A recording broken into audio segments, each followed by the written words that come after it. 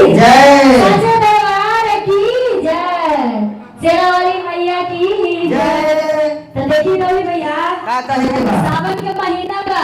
हाँ तो देवघर चले के बा। देवघर चले के बा तो एगो पति पत्नी अपना पति देव से कह रहलन हां का कह रहलन? ए जी हमरा देवघर चले के मन करता। हाँ। राजा जी उनकर कहलन हां का कहलन? कि काहे खातिर तू ट्रेन से जाइबो? हाँ। चलो ना हम चारे चक्कर पे तोरा लेके चलो। त कहला ना कि देखा लेके तो जाइहा ताकि रास्ता में गांजा भांग ना पी के जाइहा, नशा में ना जाइहा। महादेव के दरबार में वहां पहुंच जाइहा, ओकर बाद जितना तोरा गांजा और भांग पिए के रहता वो अपना पी लिहा। त कैसे कहे के हां का कहे के बा?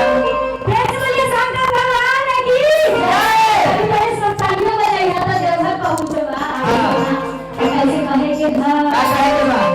अरे भांग पी के गाड़ी अमर चलाई हां हो अमर चलाई बरसाए।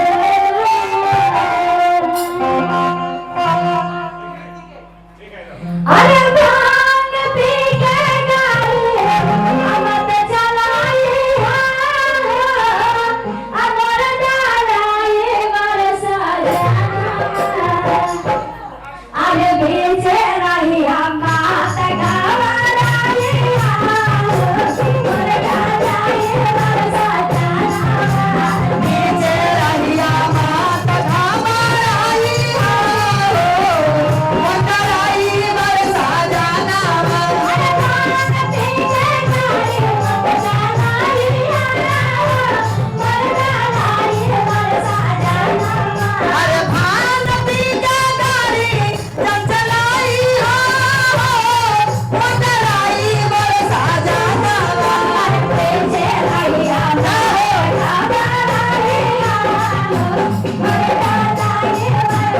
अरे बीचे रहिया मात घमराई मंडराई बरसा जाना। जय हो।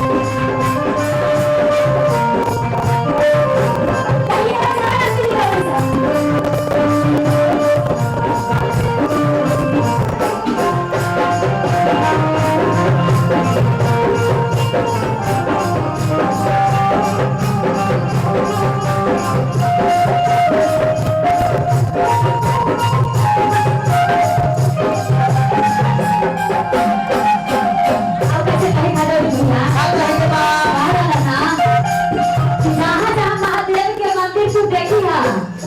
वही वही से जा करके महादेव से तनी हमने खातिर गायत्री मांग लिया ये राजा गमछा बिछा के। गामछा बिछा दिया हाँ। बैठ के तनी आसन मार के तनी दाया मांग लिया ये राजा जी। हाँ। त कैसे कह रहा का था कह रहलन हा? अरे जहाँ जहाँ देखिया राजा से मांगे मांगे।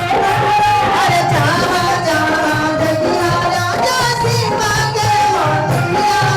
अरे जहाँ जहाँ देखिया राजा से मांगे मांगे जहाँ जहाँ देखिया राजा सीमा के मंदिरिया।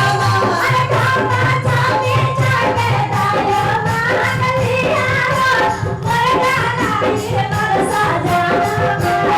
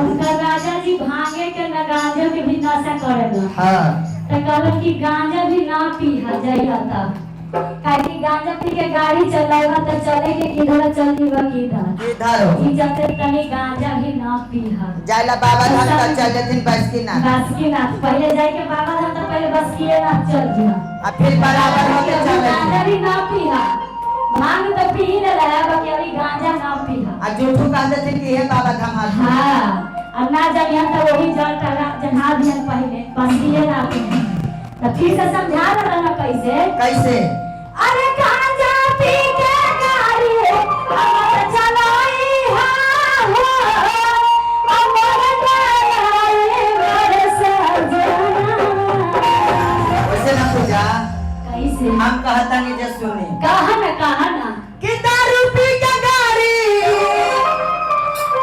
अचानक चलाई हा हो अमर ड्राइवर सजना